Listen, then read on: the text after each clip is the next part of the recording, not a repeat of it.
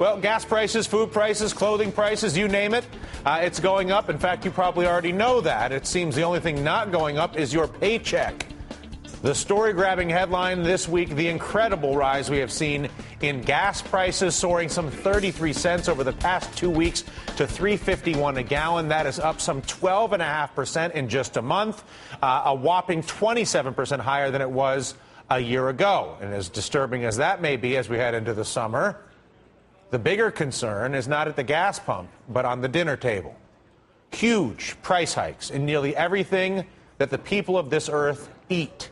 We're seeing it with meat, milk, cereal, all up by double-digit percentages since the fall. The price of cotton, silver, and gold also through the roof. Cotton, of course, driving the cost of your T-shirts. And those costs only expected to rise further in the months to come as our government's money-printing policy continues to drive commodity prices to record levels, add a little Middle East unrest, some speculation and demand from China. Well, welcome to the party. And for too many people in this country and in this world, it is anything but a party.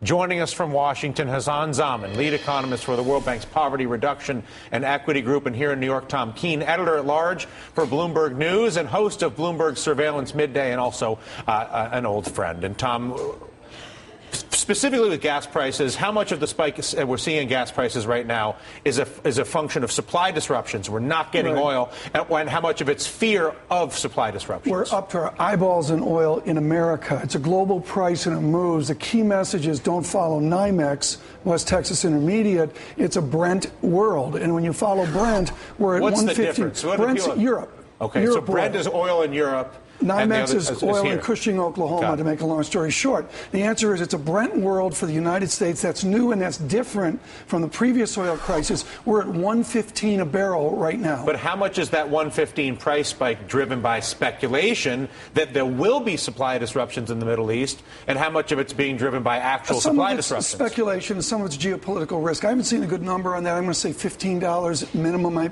remember Steve Strongen from Goldman Sachs 7 years ago out there, $15, $17 or so. All right. Hassan, what, if anything, do you think is the appropriate political, governmental response, particularly on the food issue?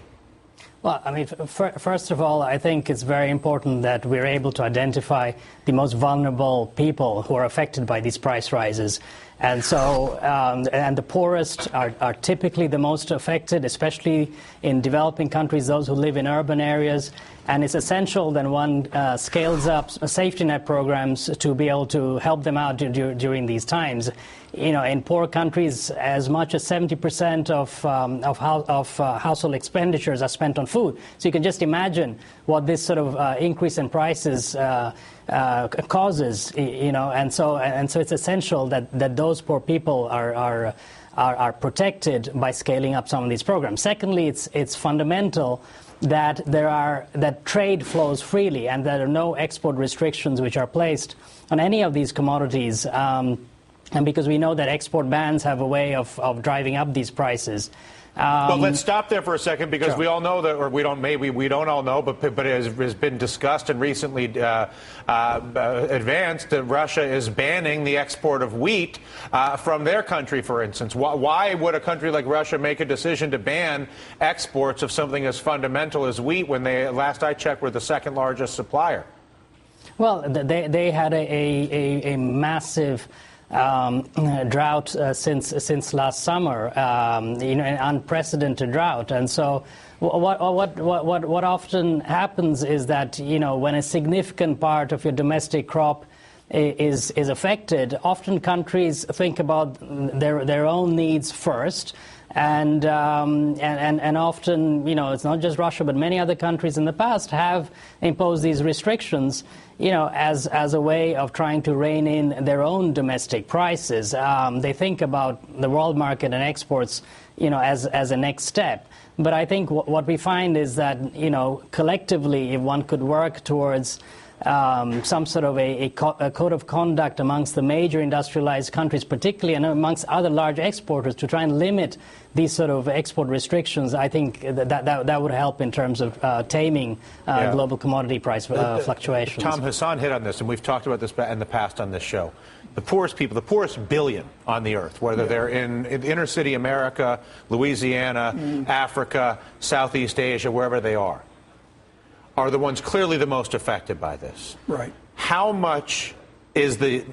And a lot of those people live in the Middle East under oppressive regimes. Absolutely. Where they have high unemployment, where they have a culture of bribery, where they have a culture of people going 20, 30 years without a job, selling organs to make money. That's the reason why you get the level of motivation that we've seen so far in Cairo and elsewhere. How relevant is the cost of food to the disruption in the Middle East? I think Hassan was dead on. The distinction I would make is we've gotten lucky this time and that rice isn't part of the equation. Why not? Well, you showed up there earlier on the monitor, the food price inflation. Right. That's from the UN Food Index. And what you need to know, Dylan, is unlike oil, the UN Food Index is already through its old highs of 2008. So that's an all-time high. Yeah, but rice is pretty good. The issue's wheat, and wheat is the Mideast, and it's not so much rice-based. So you're saying that the pressure in Asia, where rice is more prevalent as the basic carbohydrate in their diet, is less disruptive, but wheat is the primary carbohydrate grain in the Middle East? I would suggest wheat and the linkage across the Mediterranean to France is very important, and wheat is way up, many deviations, and without question that's one of the major catalysts when you go from Tunisia to Egypt to Bahrain and to Libya.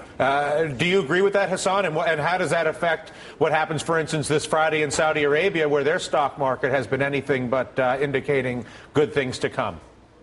Well, I think first it's important to keep in mind that not all countries are affected equally by these increase in global prices, and that, as was pointed out, the fact that rice prices haven't increased that much is good news for many large rice importing and rice dependent countries.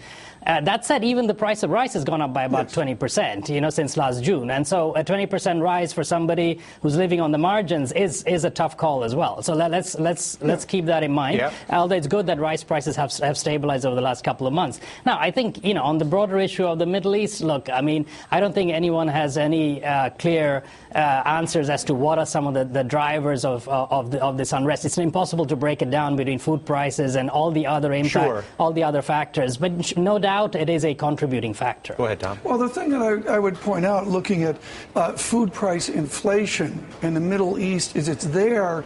We got a gift for the middle part of the last decade. If you inflation adjust food, whether it's Des Moines or it's Cairo, there was a real gift there from about, I'm guessing, 2003 to 2008. And then it went up, and now it's really gone up.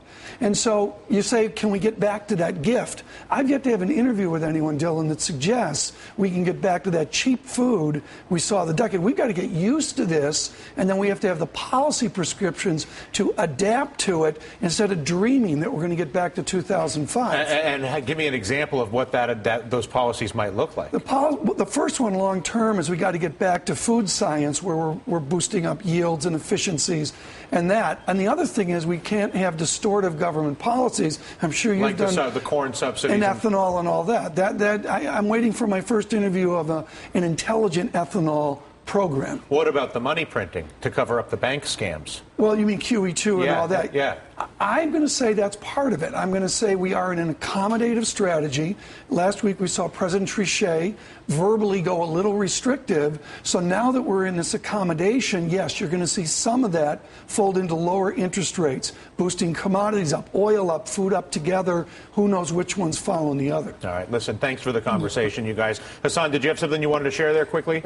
No, I wanted to say one can only underscore the importance of improving agricultural yields, but in an environmentally sensible way, right? I mean, there are several countries which have real water shortages out there. You don't want them to be food self-sufficient. We want trade to flow, but you want to have sensible food security policies, which includes boosting agricultural yields in many countries which can afford to do so. Yeah, Thank you. And unfortunately, I think this is a conversation that's going to persist, so I'm going to keep you guys involved. Tom, it's a pleasure to see you again. Hassan, it's a pleasure to make the acquaintance by way of the TV.